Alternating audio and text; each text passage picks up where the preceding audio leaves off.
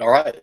I'm talking to the internet. It's live. I'm going to try to keep this like 30 minutes or less because the attention span on the internet is pretty short.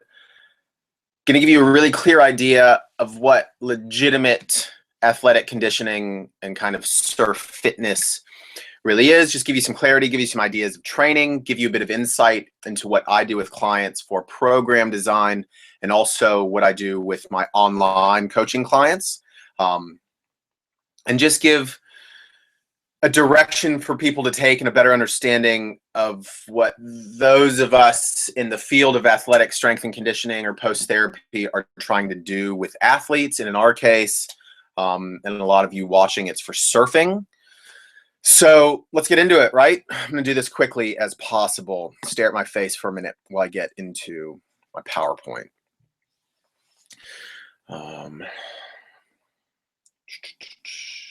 There we go. All right, so you should be staring at my PowerPoint now rather than my face. I think so. Is it giving me the wheel of death? Almost. Okay, cool. So this is what we're looking at. Surf fitness, legitimate athletic preparation. Cool. So give you an idea of what you should really focus on, how to keep yourself flexible in the water, healthy, and injury-free, right? So take a look at these two guys. I think that's Dan Reynolds on the bottom. Just look at the movement capacity, right? That's really what it is with any fitness or training or athletic preparation. It's improving athletic capacity so that the athlete or surfer or golfer can improve their skill on the field or in the water. Cool. Really heavy amounts of three-dimensional movement. So your training should reflect various amounts of three-dimensional movement, right? So some clarity. So you're probably listening to this video right now because maybe you surf and you've got some injuries or some nagging aches. Totally fixable if you put in some effort. Maybe you realize you're weak or you're stiff back in the day, or now than you were back in the day, right? You're probably active and you want to stay active. Absolutely necessary people to put in some effort in order to keep themselves moving. There's a huge amount of confusion because surf fitness, just fitness in general, especially with social media, is a mess. People don't have any clear direction of where to start and where to progress to. And some people just want to stay fit so you can keep surfing, get stronger, train more efficiently. People just want to, I'm sorry, I'm drinking tea. People are vested in taking care of themselves. That's what needs to happen. A priority of making sure you have the movement capacity to do what you want to do in life. So if you watch this, you're going to get a clear understanding of what your body needs from an athletic perspective towards surfing, critical components to staying injury-free, even though you're getting older. The whole aging thing is often a cop-out. Oh, I'm getting older, I can't do it. Well, you're probably not taking care of yourself. You probably eat like shit. You're probably not doing the things you need to with your body. Right? And obviously there's a time limitation. I get it. You got to put food on the table, feed the kids, all these things surrounding life. If you don't take care of your body, eventually you're going to have to pay somebody like myself or somebody else a shitload of money in order to keep yourself being able to do what you want to do. Key movement patterns that transfer towards surfing athleticism, how to train like an athlete. And even if you are really time constrained and you've only got 30 minutes 2 to 3 times a week, some stuff you can do to get the most out of it. So I'm going to skip ahead a bit so you have a reference point. These are some pros, right? And their level of surfing far exceeds the majority of ours. But you can see the movement demands of surfing and all the movement patterns. And the average person only surfs maybe once a week. We sit at a desk a lot. We don't train. If we do train, you're doing some barbell curls and a bench press. How do you think that movement or that lack of movement translates in us trying to surf like this or a variation of this? Most of us are not at this level. We're at a percentage of that. But still, the demands on our body are pretty similar. So what's the problem, right? Why don't people have a clear direction? Any of these photos on the screen aren't necessarily bad and not necessarily good. Fitness needs to be individualized in a sense. This is a bit much. I don't know what these girls are training for. It might be fun. But, you know, all these are variations of things that people see Oh, is this what I should work on? Is this not what I should work on? Oh, it's surfing. Let me get on an unstable surface. Oh, let's work on paddling, right? So there's just a lack of clarity. So the average person, right? They're limited on time. They're limited equipment. They have no training fundamentals, meaning there's no basic preparatory strength or flexibility. Can you do a basic squat? Can you do a basic hip hinge or a deadlift? Can you do a basic push-up or chin up? There's no fundamentals, and then people start jumping into this stuff because that's what they see surf fitness is, but there's no fundamentals. There's poor mobility in hips, ankles, and shoulders, right? So your joints aren't moving properly. Most people are generally weak because you haven't trained properly before, right? So there's no strength or power. A lot of people start with high-level training because that's what they see out there. That's what's on social media. That high-level training without fundamentals and without proper mobility in hips and spines and ankles, it's going to lead to an injury.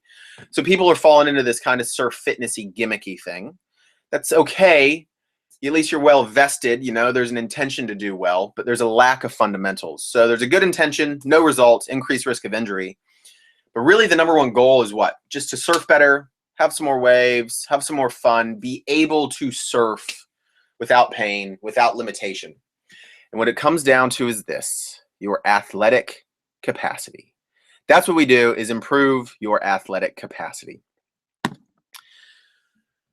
Surf fitness training, any athletic preparation, this is what needs to be understood: the performance pyramid.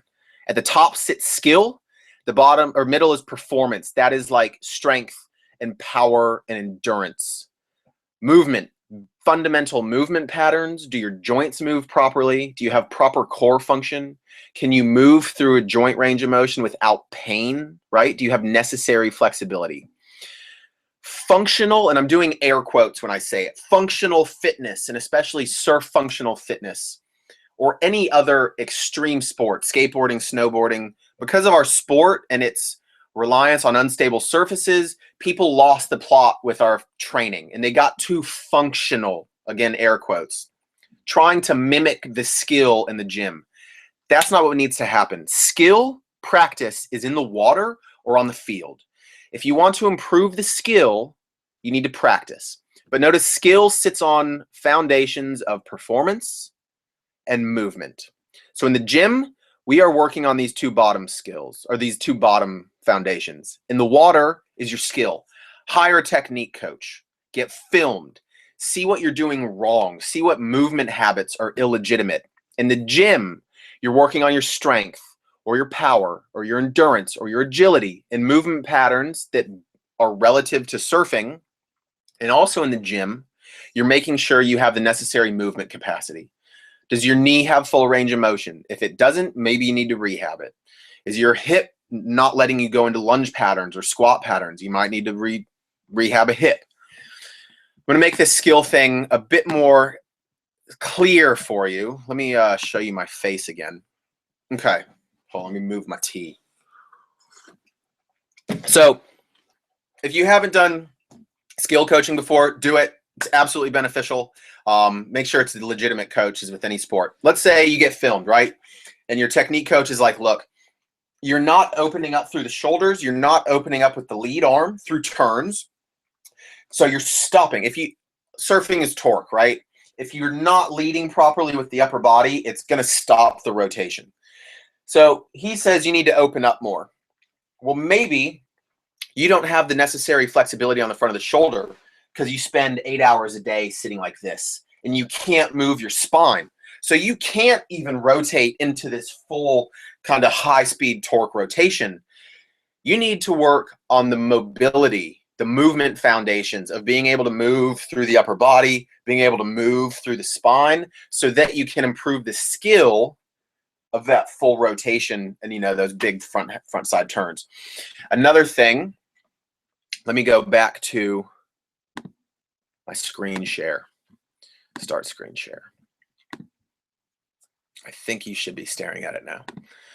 Okay, so let's say you're working on, he notices that, is there a turn here? So let's say a big front side turn like this, but let's say he was a little earlier into it, right through this kind of arc right here. And your technique coach notices that, you know, you're not controlling through the legs, that you're kind of crumbling, you're not absorbing or producing enough force. Well, maybe you don't have the fundamental lower body strength to hold through a turn like that. Or maybe you don't have the necessary movement through an ankle joint or a hip joint so that you can't compress in a squat pattern and you can't hold it. So that's limiting your skill. That should be clear. Skill in the water, practice, right? Don't get overly functional until you have done a lot of training and you're good at all the fundamental patterns. The foundations happen in the gym. Cool? That needs to be clear. So then we look at biomotor profiles of a sport. This can be done for any sport. Every sport has a combination, varying percentages or necessities of strength, flexibility, agility, balance. You see them all there. So you need to do some self-reflection and think of what you're honestly lacking. A lot of women, you're already flexible. So you need to work on strength and power, right? There's a lot of strength and a lot of power necessity in surfing that people don't train for. They go right to the balance stuff. A lot of us are pretty okay with balance already. We can stand on a surfboard or we can stand on a skateboard. So you'd likely be better off working on strength or power or endurance or flexibility if you're like a stiffer dude, and saving some balance work for a smarter application. I'm all for endo boards. I'm all for BOSU work, standing on stability balls. I'm all for it when people have fundamentals and then using it in a smart way. So what are you lacking? Are you lacking strength or power? Are you lacking flexibility? These biomotor profiles are a bit different for a professional surfer versus like a 25-year-old surfer or a 30-year-old just, you know, casually surfing on some 2 foot. But we all need to be working on power, strength, flexibility, endurance, coordination, agility, balance, right? Smart programming. So again, with my program design, I consult with people all the time, build them programs for they just want some direction in the gym or they've got a surf trip coming up. Or with my online coaching, I only work with 5 people at a time in online coaching. It's a 10-week process minimum. I have some people that have been going for like 3 months now. We give them a clear direction of what they should be working on in a very detailed process to get there, identifying what's limited. So in working with people online and consulting and all my time in the gym, I see what people work on. And this is legitimate training programs that I've seen from people when I ask them, what are you working on currently? One guy, push-ups times 20 reps. He does some planks, some lateral raises, and he shadow boxes. He does that twice a week. Another person jogs 10K 2 to 3 times a week. He does a gym like once a week, bench press, lat pull down, and crunches. Program 3 is a dude, he does nothing. He goes to yoga maybe once a week because his chick wants him to. These are movement. Cool. It's okay. At least you're moving. But I want you to honestly look at these 3 workout programs and look at these photos. What in these workout programs really directly translates into this type of athletic capacity? It doesn't. I'm all for boxing. Don't get me wrong. I boxed for years. I'm all about doing some bag work, really good for upper body endurance and stuff like that. I'm happy with the boxing. The rest of this training probably needs to change. Lateral raises, yeah, that's okay. Jogging 10K, so there's an endurance capacity. That's cool. Jogging, you know, the endurance capacity, if you want to jog for like mental satiety, cool. All right. But the bench press, lat pull down, don't do crunches. So there's a disconnect, right? People have these expectations of their body and what they want to do with their sport, and there's no consistency in terms of what they're working for. So this is what they want to do, this movement, right?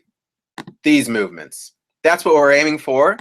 These are the workout programs. That ain't going to do it, man. Again, it's better than nothing. Like, you're not sitting on your ass, you're moving, you're using your body, you're probably burning some calories, but there needs to be something far more efficient. So you need to start with the self-appraisal, right? Homer, look into the mirror, looking buff. Are you weak? What's your previous injuries? Do you have a lack of movement, a lack of endurance? Do you need to get stronger? Do you need to rehab some joints, right? Movement training, movement that translates to surfing. Flexibility. So do you know what you need? Do you know how to get there? And again, with my online guys and my program design, that's what we have to get really big on, is identifying limiting factors, what their goal is, and then how to get there. Essential movement patterns. Squat, bend, lunge, twist, push, pull. Those are the movements that we do in surfing. That's what your training needs to reflect, right? So bending, it's a hip hinge pattern. So deadlifts, kettlebell swings, single arm kettlebell swings, lunging of all variations, and single leg work. Twisting, surfing is twisting. All the rotation. Paddling is a rotary movement through the spine. Pushing, so that's pop-ups and duck dives. Pulling, that's paddling. So do you see any of these movements honestly reflected in here? A bit. There's some push-ups, right? Lat pull downs, that's kind of pulling. But no, there's a big disparity. Again, these movements, these surfers, rotation, split stance, lunge positions, all sorts of differing angles through hip joints, knee joints, rotation, bending at the hip, compression. Look at that. Massive amounts of flexibility, strength, power, bending and squatting kind of in a lunge position at the same time. Squatting, right? A big need to get stronger in squats so that we can start working on deceleration and jumping and landing mechanics. He's about to land this floater. That's a lot of force absorption. If you don't know how to squat properly and absorb force or produce force, that's a big prerequisite for injury. So are you lacking strength, endurance, or power or flexibility in any of these movement patterns? If you are, you need to improve it, right? Do you need to rehab a joint to be able to perform those movement patterns? Then you need to get on it. Get in touch. What are some common issues for people? Improper joint alignment, because this is how we live nowadays, right? Hips can't move, shoulders can't move, necks are all stiff, right? So reduced range of motion through key areas that need to move. Ankles, hips, shoulders, thoracic spines as well. If you can't move through those areas, things are going to ache. And the average dude can't move through those areas, right? We're stiff, we sit at a desk a lot, don't move much. Back extensor weakness, all the muscles on the back of the spine that need to hold us in paddling posture and support our spine, they're weak. Lower body, weak legs, man. You don't know how to move properly through the hip, through the ankles. There's no strength, there's no power. Sloppy core control. People eat like shit. Loads of antibiotics, lots of alcohol, there's gut inflammation, people are constipated, so there's constant intestinal and digestive system inflammation. Sloppy core function, right? The guts are pissing off the core, there's no spinal stabilization, all my back hurts. Lack of endurance, so paddling out, popping up, catching a wave, so you paddle, paddle, duck, dive, paddle, paddle, duck, dive, get out, catch a wave, paddle, right? There's upper body work capacity. Need to be able to move for a long period of time, producing force through the upper body. So what do people need to work on? These are some of what I consider some fundamental movement patterns. Cool. Quickly, some Bulgarian split squats, some front squats, deadlifts, kettlebell swings, single leg deadlifts, cable chops, rotational medicine ball throws, unstable surface push-ups, chin-ups, pull-ups, row variations. These are the fundamentals. Let me go back to my face for a minute. So those are the fundamentals, right? That's what people need to get comfortable with so that we can start expanding their training capacity, their athletic movement capacity. So most of my time is actually in the gym. That's where I do most of my time. All the internet stuff is like in my spare hours. So one of the biggest things I do with surfers, or when I'm working with another athlete, recently I've been working with some cyclists and also a golfer, getting them to the fundamental movements of their sport, like the fundamental kind of strength movements, so that we can then go in other directions and start getting more functional and surf fitnessy and kind of the stuff that you start seeing on, you know, social media and on my page and wherever else. So back to the PowerPoint. There just needs to be clear that you need to get into these fundamental movement patterns, get stronger in them so that you can progress, right? And then you can get into more complex movement patterns, but it's all about improving your movement capacity. So think for a second. You're kind of new to training, right? Look at these pictures. Keep that in your mind. Oh, hiccuping, sorry. Do you think most people need to do a front squat for strength on solid ground? Or should they be doing a stability ball bodyweight squat where they're standing on top of a stability ball? Ponder that for about 2 seconds. Right? Okay, so I would argue most people need to front squat for strength.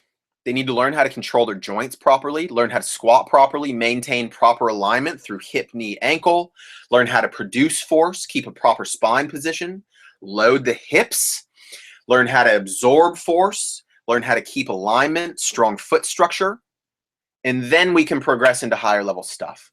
I'm all for standing on a stability ball. In fact, when I'm doing my upper body training, usually with my recovery period, sometimes I'll do some work on top of a stability ball because I can already squat properly. I'm strong. I can produce force.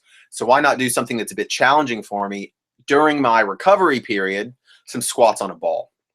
Most people need to get stronger at the basic fundamental movements. So they have strength carryover that provides more of a basis for durability, more force production, and then we get fancy, right? Okay, so you go into the gym. What's the stuff you should start working on? This is very tentative of what a day in the gym should look like. And again, it's different for everybody. If you have questions, again, I do program design for people all the time. And if you're interested in an ongoing online coaching program with me, that is how I am basically your personal trainer. Get in touch and we'll get a really solid training program for you. Start with some joint mobility. What doesn't move properly with you? And so with my clients in the gym or with my clients through program design and online coaching, there's a thorough assessment process. When it's online, it's all photos and movement. In the gym, it's orthopedic assessment. What doesn't move properly? You go into the gym, do some lacrosse ball work, maybe mobilize the shoulder joint a bit, get some hips moving, do a couple mobilizations for the thoracic spine, get those key movement areas moving. And then we go right into a dynamic movement warm-up. So it's some yoga-esque stuff, working on dynamic flexibility, getting the hips moving, getting the shoulders moving more, getting the body ready for some work capacity. If you don't know anything about dynamic movement stuff, check out stretchesforsurfers.com. That's my full flexibility program that also goes through all of this joint mobility as well, stretches for every muscle in the body, and gets into all the dynamic warm-up stuff. Bulk of your training program should be power and strength development in the major movement patterns. Cool. That's where we get really particular about rep ranges. And again, that's where we're working with me or another qualified person. We get specific about rep ranges. If we're training for strength, it's very different rep ranges and rest periods than if we're training for power or if we're training for endurance. So that's where quality program design comes into play. Endurance-based training, that can either be a separate workout on its own, just basically work capacity training, or you can do some circuit training within this gym day, or you just spend a day working on some pool work for some swimming or some sprint work or some jump rope work, something where it's work capacity of varying energy systems. Pulling work, right? You paddle. There's various strength output, power output, and endurance. There should be quite a lot of pulling variations. We can all use some supplemental shoulder work and core work, right? Make sure the rotator cuff's doing well, make sure the shoulders are moving well. Certain muscles, serratus anterior, infraspinatus, lower trapezius around the shoulder, and then specific core work, rotational, stability, endurance. And we do some rehab if need be around some joints, or you need to go see a physio. Okay. Again, keep in mind these pictures, the movements needed for surfing. Keep in mind what the average person kind of works on. And now let's look at a few training programs. So this is a guy I did program design for. After a postural assessment stuff all done via Skype and photos, we come up with what's tight, what's not tight, what do we need to work on. And this has now been progressed for him.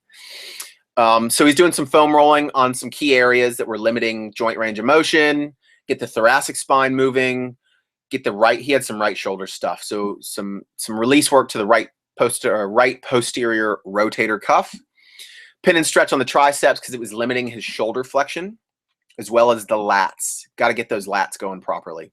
So stretch your lats. Side lying thoracic rotations with arm sweep. Great movement. If you have no idea what those are, the closest video I have for public access is if you go Google surf strength coach, turn like Tom Curran. It's you'll see a movement in a video there. That's a Feldenkrais movement, but really good to get the spine moving. Get the hips moving, 90-90 hip stretches, and then we, again, more hip stuff, and then getting the spine moving again. So this would then lead into a full dynamic mobility movement sequence for maybe 2 to 3 minutes. And this is what some joint mobility stuff should look like, getting his body to where he can start moving through joints and hoping for this. So this gets him ready to train through this program. This guy has been doing, this was his second program design. So he's not my online coaching client. Two different things. Program design, people get in touch with me. We figure out what their goals are. A lot of times it's surf prep or just more insight into training. All the postural stuff, I take a look at all these photos, movement videos. We figure out what equipment they have, and then we design a program. They then train that program for about 4 to 6 weeks. They get back on Skype with me, and we progress movements. So they can get about 3 months out of training generally, if we look at progression. These first 4 movements are circuit, jumps. He was doing rotational jumps this week, 5 to 10. Low reps because we're working on power development. You CrossFitters with your 100 rep box jumps, it's stupid. There's no physiologic reason to train like that. So this is power development. Then he goes right into kettlebell swings or dynamic medicine ball walking lunges for some lower body endurance right after the power. So it's kind of some work capacity for the lower body. Then he goes into one arm cable pulls. Everybody should be really efficient at one arm cable pulls and one arm cable pushes. And then he goes into an upper body explosive push, or he goes into more endurance work capacity, right? This is not his first training program. We have spent time getting him here, but look at the amount of movement and energy output that would relate back to the sport of surfing, right? Cable chops, low to high, up to 15 reps. So we're working on some endurance. This is a really good movement, but you need to make sure your shoulders move well and your spine moves well to go from low to the high position. Horse stance, also known as a bird dog, really good for core stability, spinal stability. I have him doing it on an unstable surface because he spent time working with me. We have progressed to this. This is a good way for us to still challenge him. And then shoulder external rotations, right? A bit of extra work on that rotator cuff. Another program. This is a different guy. He's one of my online coaching clients. This is about he came to me with no movement background, wasn't really training much. He had a bit. He was athletic though, but hadn't done some legitimate strength and conditioning work. We're prepping him. His end goal at the 10th week is I think he's going on a boat trip in the Ments. So we've still got a few weeks of training. This is the 3rd program for him. Doing some upper body work capacity as well as strength. So chin-ups right into a jump variation. He's doing single leg lateral hops at the moment, where it's more force absorption. So we're a little higher. It's not power development, it's force absorption. So a little higher rep. And then he goes right back into chin-ups. So we're working on kind of that strength endurance of the upper body pulling, and then into some work capacity to finish off that circuit. He's doing 6 full circuits of that now, which is solid. So I think he's only doing 6 a leg of the lateral hops. I have his most recent program on my computer. This isn't the most recent. Stability ball, dumbbell chest pressing, or one arm cable push to get in some rotational pressing work if he's doing the cable push. We duck dive, we do pop-ups. There needs to be strength of the upper body. And he's going down to 8 reps with the dumbbell chest press, getting into some of those strength ranges. And then he goes right into some straight arm lat pulls. So again, more pulling work, really getting in that strength and upper body work capacity, prepping him for, if you're on a Ments boat trip, you're trying to surf 6 hours a day. Pal-off presses, that's anti-rotation. That is working towards cable chops, which he's working on currently. So, before you get into the fancy stuff, the basic strength emphasis needs to be there. Stability ball hamstring curls. He has had some knee problems in the past. So we're really hammering posterior chain leg strength, and he'll be working on single leg deadlifts shortly. Some more shoulder sequence, focus on low back endurance. So it's varying posterior shoulder, posterior spine, or posterior chain endurance work for paddling, shoulder health, low back durability. These 2 programs this stretching and mobility program, you should be pretty clear on how the movement demands of those training programs have a lot more carryover to this compared to, where were they? These 3 programs, right? You got to train for capacity, athletic capacity. So some stuff that most people need to work on: postural work, core work, hip mobility, shoulder health, pulling work, more pulling work versus pushing work, just for optimal kind of shoulder health, postural. Unstable surface work, cool, for both pushing and lower body, where smartly applicable. And then single leg work for lower body joint health. And think of standing on a surfboard. There's always differing forces going through the lower body, absorbing, producing different hip ranges of motion from left to right. So lunging, single leg deadlifts, Bulgarian split squats, single leg jumps, totally good. Cool. So what's an ideal world, right? Where family units are cohesive and there's rainbows. You surf as much as possible. That's skill pyramid. Practice your skill in the water. You're training for strength or power. Well-programmed training 2 to 3 times a week. Again, program design, give me a shout. Or if you want to get involved in the online coaching program, it's intensive. It is the closest thing you can do to work with me outside of us working in the gym one-on-one. It's a 10-week minimum commitment because we've got to get you to where you want to be. Energy system development, once to twice a week. It can be a separate training session, or you can program circuits into your training program like you saw in those 2 programs I showed. But if you're doing energy system work on its own, swim, sprint work, some pool breath work, some cycling, some row machine, yoga, at least once a week. You can go more, but with all my guys, I don't necessarily need them to go to yoga more frequently because in their strength and power development work, they are working on mobility. Their rest periods are filled with mobilization drills. Their warm-up sequence leads into mobilization drills. So if there's not time to do yoga more than once, it's okay. And then the recovery work a couple times a week. That's where something like this comes into play. You're sitting on the couch. Well, get on the floor and roll around on a tennis ball. Work on some specific stretches. You're doing some type of recovery work, making sure you move well a couple times a week. That could also be sitting in a sauna, just going for a walk, chilling, maybe stretching, lay out in the backyard in the sun, stretch out for 15 minutes, take an Epsom salt bath, right? Maybe you just need to sleep better too for some recovery. That's a big thing I do with all my online coaching and program design. Nutrition and fundamentals. We need to see what the type of physiologic load your body is taking on. Are you so stressed out that we need to really look at some recovery work, making sure you're sleeping well, improving your nutrition, because you might not be able to handle training like this because your body's too stressed out already. So what should you do? Look at your weekly training. What does it need more or less of? Train movement patterns, right? Get stronger and more powerful, and then improve the movement capacity, and then get more complex. Realize the 3-dimensional demands of surfing. Look at the requirements here. And that sitting on your ass and not training or doing stupid bodybuilder style training, not that I get anything against bodybuilders or bodybuilding training, right? I'm all about get some pecs on, get some biceps on.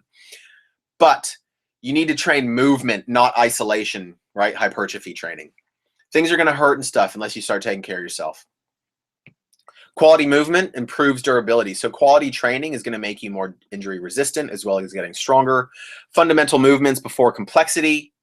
Find a good trainer or physio and improve your basic movement patterns, or get in touch with me for program design. Or if we have some open spaces, get into this online coaching. I only work with 5 people at a time. That's not some sales gimmick. It's that majority of my time is in the gym one-on-one with people. I only have enough time to devote to 5 people at a time for online coaching.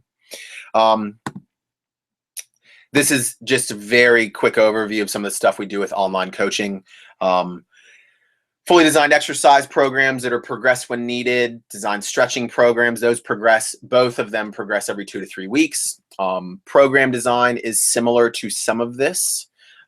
If you're interested in either, get in touch. I don't want to spend much time talking about that. So that should give you a much clearer idea of some stuff you need to work on for legitimate athletic preparation. This is legitimate strength and conditioning, right? You're working on improving the athletic capacity of a person. Figure out where you're limited.